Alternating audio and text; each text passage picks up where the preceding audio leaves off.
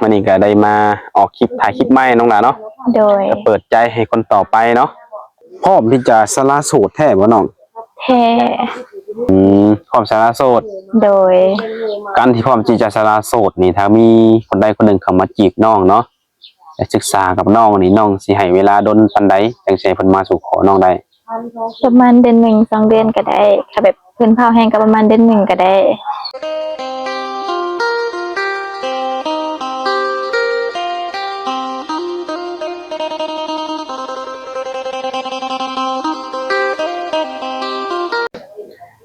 ทุกคนเนาะมื้อนี้ก็ได้มาหาสาวโสดทุกคนเนาะก็คือทางน้องหลาน้อยทุกคนเลยสบายดีน้องล่ะสบายดีทุกคนอันนี้ก็เป็นผู้จบงานอีกคนนึงเปิดใจมานี่ก็จักเถื่อแล้วน้องล่ะจำได้บ่จำบ่ได้เนาะก็ถือว่าก็หลายเถื่อแล้วน้องล่ะเนาะโดยเป็นได้ซะสมัครสมหวังแล้วบ่สมหวังเลยบ่สมหวังเป็นอย่างอีกเด้บัดนี้เนาะบ่สมหวังเลยออนไลน์เพิ่นอ่านแล้วเพิ่นบ่ตอบมันน่ะก็บ่ฮู้ว่าสาเหตุหยังโอ้น้อง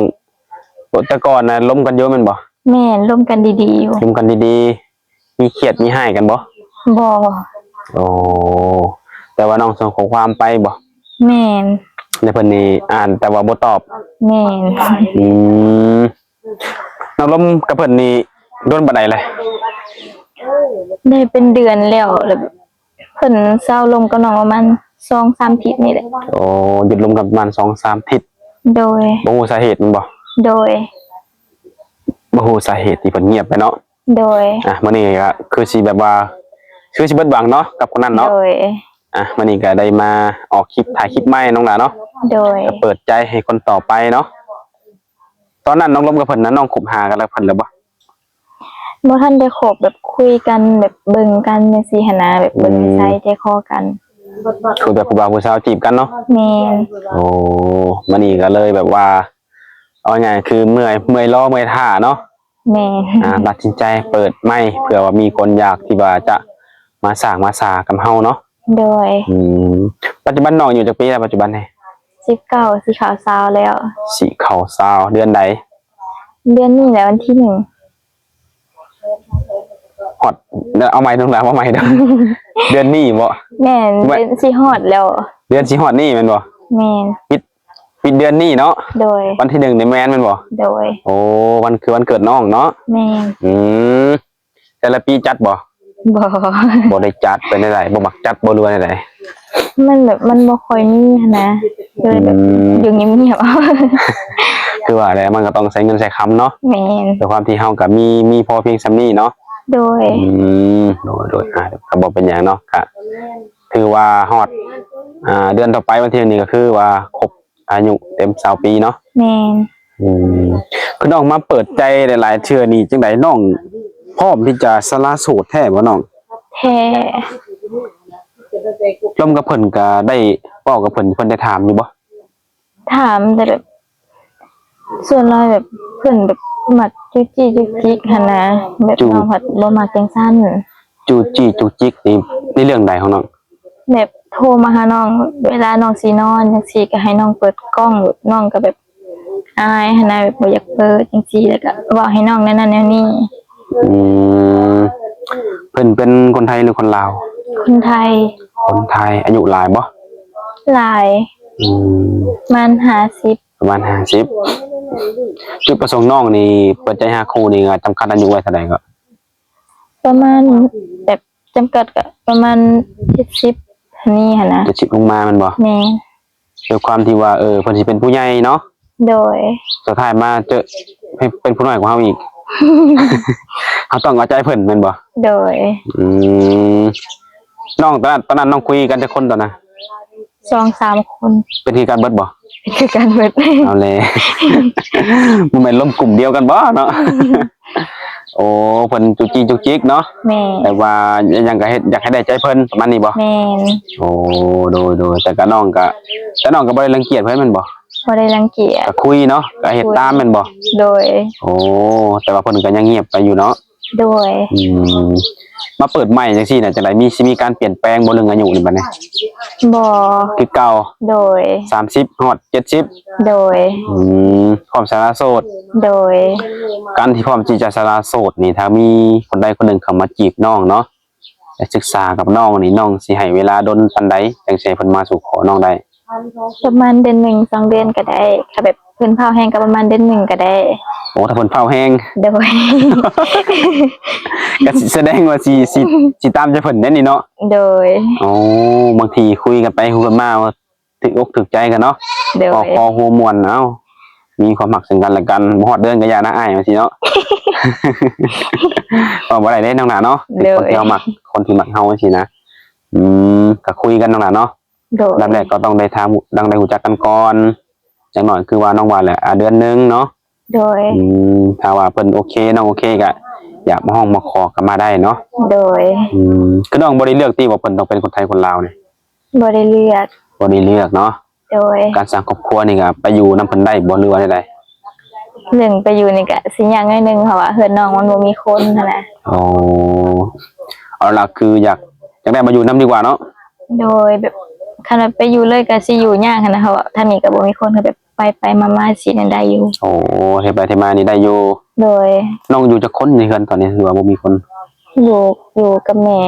น้องอยู่ผู้เดียวเลยไปไทยไปแล้ว3 คน โอ้คือปัจจุบันนี้น้องมีน้องแล้วก็มีแม่น้องแม่นบ่ โดย อยู่เฮือนหลังนี้ แม่น มโดยจะได้แม่เพิ่นอยากได้ลูกเขยแล้วบ่ อยากได้แล้ว ได้แล้วเพิ่นยังได้มาดนแล้วบ่เนี่ย ยังได้ดนแล้ว ได้ดนแล้ว ให้ลูกสาวมาเปิดคลิปเปิดใจก็ยังบ่สมหวังเนาะ โดย คือน้องจำกัดอายุเวลาสิแล้วทั้งแม่เพิ่นอายุหลายปานใดจ้ะ แม่ประมาณ50ปลาย 50ปลายอ๋อน้องจำกัด30มา70ถ้าว่าได้ลูกเขย70 ปีนี่แม่สิโอเคบ่ โอเค เคยคุยกันแล้วบ่ คุยกันแล้ว คุยกันแล้วเนาะ โดย อย่าเราเพิ่นเข้ามาจีนแล้วโอ๊ยอีแม่เพิ่นบ่มักว่าจะได้ลูกเขยลูกเขยอายุหลายก็แม่บ่มักบ่ได้เด้จังหน่อยเนาะ โดย คุยกันแล้วเรียบร้อยเนาะ โดย น้องนี่ยังบ่ทันเคยสร้างครอบครัวจักเทื่อแม่นบ่ แม่น ถ้าคนที่เขามาจีบน้องนี่เพิ่นเคยสร้างครอบครัวมาแล้วหรือว่าอาจจะมีลูกติดน้องล่ะสิคุยกับเพิ่นได้บ่ ได้ เอาเฮ็ดเป็นสามีได้บ่ ได้ มั่นใจบ่ โดย ขึ้นคำบ่ได้เด้ โดย จังได๋เพิ่นมาจีบเพิ่นลงมาฮักอะไรเพิ่นโอ๊ยอ้ายเพิ่นมีลูกติดน้องครับบ่ได้สิบ่ได้ไดคือได้เนาะ โดย ได้ๆก็ส่วนหลายก็แน่นอนถ้าว่าน้องจำกัดอายุเวลาส่วนหลายลูกก็อาจจะใหญ่หมดแล้วแหละจะส่วนหลายเพิ่นก็อยากได้คนดูแลกันนะเพิ่นก็เนาะ โดย คือเฮานี่แหละเฮาก็จะได้ผู้ดูแลตอนนี้เพิ่นอาจจะดูแลเฮาในอนาคตเฮาอาจจะดูแลเพิ่น โดย เนาะเพราะว่าเฮาได้คู่ชีวิตที่อายุหลายกว่าว่าไงกะเอาง่ายคือเพิ่นสิเฒ่ากว่าเฮาเนาะ โดย นั่นแหละเป็นจังได๋ซะสุขภาพน้องตอนนี้เป็นไดตอนนี้ ก็มีเที่ยวเป็นไข้ดุไอเจ็บคอ เป็นจังไดกินของหวานหลายบ่ แม่นกินแต่แบบซี่ แต่เป๊ปซี่ มันฮอน แม่เนาะห้ามใจบ่ได้เนาะ โดย มันร้อนนี่กินเป๊ปซี่เข้าไปนี่มีแฮงยาวเลยเนาะ โดย แต่เรื่องอันที่น้องเจ็บหยังก็ในท้องเป็นหยังก่อนน้องว่าก่อนนะ เป็นก้อนเบาแล้วก็ผ่าตัด เศร้าแล้ว แต่ก็เช้าแล้วแต่ก็แบบบ่แน่ใจว่าสิดีบ่สิ โอ้ตีบ่ได้เจ็บปานหยังเลยติ ก็เจ็บอยู่แต่เจ็บแบบพออยู่ได้ โอ้เจ็บพอมันเตือนเฮาซื่อๆเนาะ โดย มันเตือนว่าเฮาเนี่ยเคยผ่าตัดเนาะเคยมันจะมีมาแต่บ่ถึงขั้นให้แห้งเนาะ โดย อ๋อโดยในช่วงนั้นเนาะช่วงที่น้องเปิดใจหั่นน่ะก็เคยมีคนล้มแล้วเคยมีคนมาหาน้องบ่ บ่ บ่มีบ่ โดย คนที่อยากมาหามีบ่ มี เพิ่นดอกซื่อๆแม่นบ่ แม่นว่าซื่อ หรือว่าน้องบ่ให้เพิ่นมา ๆอยากให้มาแต่แบบพอฮอดมื้อสิมาแล้วแบบเพิ่นก็เงียบไป โอ้แสดงว่าเพิ่นอยากเว้าลงใจน้องซื่อ โดย ๆเนาะเพิ่นอยากฮู้ว่าน้องสิเป็นคนจริงบ่หรือเป็นคนปลอมจังซี่นะ แต่คือน้องนี่คือยืนยันว่าให้มาเนาะ โดย ถ้าเกิดว่ามีคนอยากมาหาและอ้ายพามาหาแบบเซอร์ไพรส์เลยนี่ได้บ่ ก็ได้ อย่าเซอร์ไพรส์กลับได้ มาผู้บ่าวอยู่ในเฮือนบ่ได้เด้ บ่มี คือน้องเอาต้องถามตรงๆน้องบ่ทันมีแฟนแม่นบ่ตอนนี้ โดยบ่มี โสดเนาะ โดย บางทีเพิ่นอยากมาเล่นมาเที่ยวเนาะอยากมาหาน้องนี่ก็ถือว่าให้เพิ่นมาได้เนาะ โดย อืม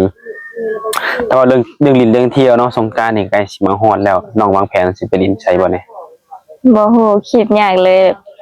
เงินคำก็แบบบ่ค่อยมีหันนะ อืม ก็น่าสิบ่ได้ไปไส ก็คือสิได้แต่คิดเนาะว่าหยังก็ โดย คิดอยากไปบ้านนั่นไปเที่ยวบ้านนั่นบ่นี่ก็ได้แต่คิดหนึงมาไปมันต้องได้ใช้เงินเนาะ โดย อีกอย่างมื้อนี่ก็ว่าเรื่องน้ำมันเนาะน้องหล่ะ โดย หายากเลย น้ำมันก็แพงหายากอีกบ่ว่าแต่เฮาดอกพังเพิ่นก็คือกันเนาะ โดย แต่ชนิดที่ว่าคนอาจจะมีเงินหลายกว่าเฮาเท่านั้นแหละ โดย เนาะแต่ถ้าว่าเพิ่นอยากให้น้องพาไปเที่ยวนี่มีบ่บ่อนที่จะพาเพิ่นไป คิดบ่ออกเพราะว่าน้องก็บ่เคยไปเที่ยวไส โอ้ในโซเชียลบ่เห็นบ่เปิดกระเจ้าแชร์ลงหยังเลย ก็เห็นแต่แบบน้องก็แบบคิดยากแบบจะสิไปจังได๋เนี่ยแบบน้องก็บ่เคยไป อืมดูอ่ะก็ว่าเป็นหยังเนาะถ้าว่าเพิ่นมาถ้าว่าน้องแบบบ่ฮู้บ่อนพาเพิ่นไปเที่ยวกันเนี่ยดินน้ำเพิ่นน้ำซ่านั่นแหละเนาะ โดย สงกรานต์ลินอยู่ใส่กระหมวดนะน้องล่ะ โดย อืมแต่ละปีน้องใส่บ่ได้ไปลินใช่บ่แต่ละปี บ่อยู่เฮือนทุกปี เรียนทุกปีต้องก็กินดื่มเบียร์ได้บ่ ได้ ได้อยู่เนาะอืม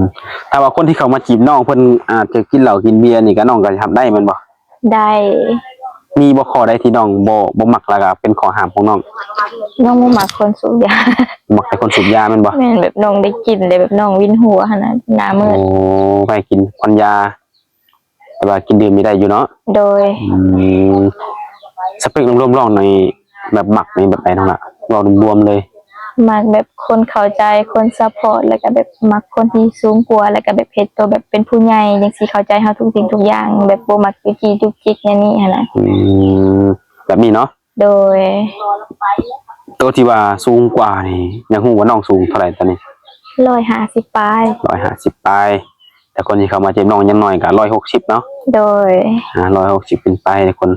และเรื่องหุ่นได้ซะคนมันก็สิมีหลายรูปแบบเนาะบางคนก็หุ่นดีบางคนก็จอยบางคนก็อ้วนน้องล่ะ ได้ ได้เบิดบนเรื่องหุ่นนี่ โดย แต่ว่าข้อได้สูงกว่าน้องจังนี้เนาะ โดย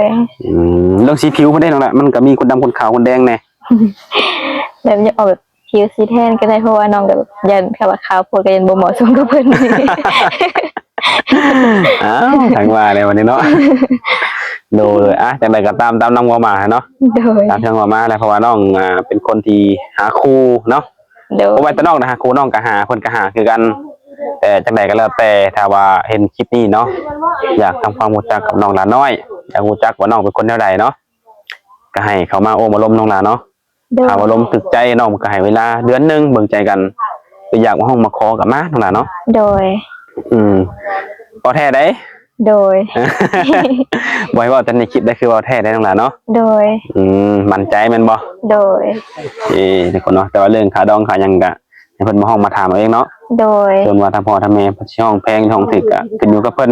โดย ถ้าว่าหนุ่มโสดเฮาเพิ่นสู้ไว้ก็สู้ โดย ถ้าสู้ไว้ก็ต่อรองเอาเนาะ โดย เพราะว่าฮีตเฮาก็แบบนี้อยู่แล้วเนาะโดยมื้อนี้สิไปทางใดมาทางใดบ่ซั่นมื้อนี้ บ่ อยู่แต่ในเฮือนแมันบ่ โดย สิมีโอกาสนอนอยู่ไปหาลินน้ำลินหยัง อายเพิ่นชวนไปกินปลา สิไปกินปลา โดย น้องเองบ่ บ่น้องอาย น้องอ้าย โดย อ้ายเป็นใบอ้ายนี่ อันลูกปลา ไอ้ลูกป้า โดย โอ้สิไปเดี๋ยวนี้แมันบ่ เล็กน้อย จังน้อยแล้วสัมผัสนี่คือไปแมันบ่ โดยไปแล้วเล็กน้อยแล้วก็มา ใครอยู่เนาะกินช่วงนี้มันจังบ่แดดเนาะ โดย กินปลาปิ้งกินข้าวหนองเลยบ่ หน้าซีเมนต์ ปิ้งลงหนองเนาะฟิวๆเนาะบรรยากาศเนาะ โดย โอ้ถ้าว่าหนุ่มไทยเพิ่นมาเพิ่นอยากได้ฟิวแบบนั้นน้องล่ะพาเพิ่นไปได้บ่ ได้เพราะว่าอยู่หน้าน้องก็มีน้อง โอ้ปล่อยบ่ปลาจ้ะ ปล่อย ปล่อยเนาะ โดย ใกล้บ่นาน้องจังนี่ ก็บ่ไกลปานใด จะลายหนุ่มไทยเพิ่นมาเพิ่นอยากไปเล่นแบบวิวธรรมชาตินะ โด ไป ย เนาะโอเคเดี๋ยวคนนอนถ้าว่าหนุ่มๆคนใดอยากมาก็มาได้ทุกคนเนาะน้องเพิ่นยินดีต้อนรับอยากกินปลาน้องเพิ่นก็มีน้องอยู่มีบ่ออยู่เนาะ โดย ปลาเพิ่นก็ปล่อยอยู่ทุกคนมากินได้กินละล่าก็ได้แล้วว่า ได้ อย่าว่าอะไรเป็นโตอะไรเป็นโลไม่ได้ เดี๋ยวคนแซวน้องเพิ่นจังไดก็แล้วแต่ทุกคนเนาะสำหรับมื้อนี้ก็ถือว่ามาทำมาถ่ายน้องให้ FC หลายๆคนก็ยังฮู้อยากเห็นเนาะ โดย มามื้อนี้ก็ถือว่าน้องก็เปิดสถานะคือยังโสดทุกคนโดยความที่ว่าหนุ่มๆหรือว่าหนุ่มไทยเนาะ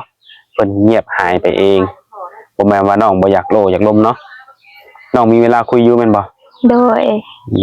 โอเคจังไดก็ฝากหนุ่มๆคนใหม่เนาะก็มาโอ้มาลมมาจีบมักหักกลับมาห้องมาขอคือเพิ่นว่าหั่นแหละทุกคนเลยทางบริษัทเองก็เป็นสะพานให้ได้ซะนี่แหละมีแต่ว่ามื้อหน้ามาได้จังหวะกันใหม่น้องหลานเนาะ โดย มื้อนี้ก็เอาซะนี้ก่อนโดยสบายดี สวัสดี